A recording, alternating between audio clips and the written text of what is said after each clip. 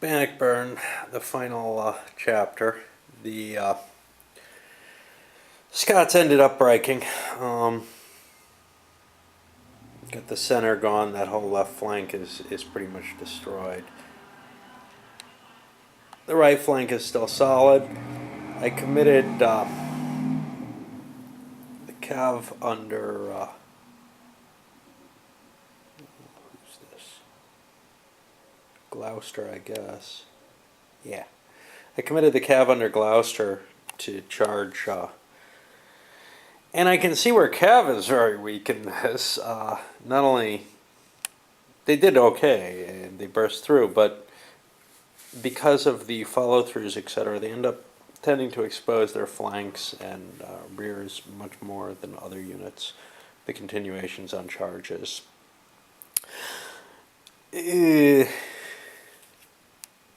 Again, since they can withdraw before combat in most circumstances, if they weren't charging into the woods, that probably wouldn't be a deal. But it looked really dangerous here. So what's my feeling on this scenario, at least, is the base rules of the game, the archers, and the huge outnumbering that the British have, the English have as to archers, and really everything. The fact that the Shiltron doesn't really do crap except against charging cav. Okay, well, you stop your charging cav, but you line up a bunch of archers and just shoot it to shit, which is what we saw over in Falkirk. Well, we saw it here again, too. So one of the problems with the system that reflected on this scenario, I don't know if it's a problem with the system, but one of the things that the scenario has to take account of to fix issues that are affected by the system itself is the movement. There's no turns, so the British could have delayed as long as they liked to bring everything up. They didn't have to. They just brought up enough, which was a significant amount of archers and some pike to strengthen it in case they were attacked. They had the cav in reserve to handle anything they liked.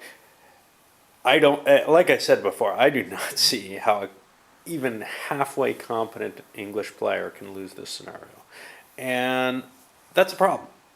You need to take care of that when you're writing a battle that historically was such a blowout the other way.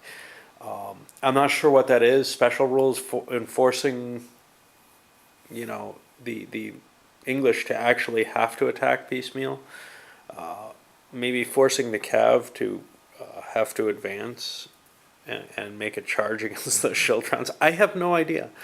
All I know is that this isn't the historical result, and I'm not sure I can see how that could happen except with someone who was trying to play the English historically, or who was just completely incompetent. Perhaps I'm missing something in the rules. They're not the clearest that I've seen. They seem pretty simple, but I don't know. Anyway, so far this is two scenarios that I'm not terribly thrilled with. I haven't seen anyone do this period, or really medievals in general, at all well, either with board games or minis, with maybe one exception. I remember really loving one set of minis rules for Newburyport. They were called Newburyport rules. I don't know where they are, but that may have been more the figures and the terrain that the guy had. Although the system looked interestingly complex.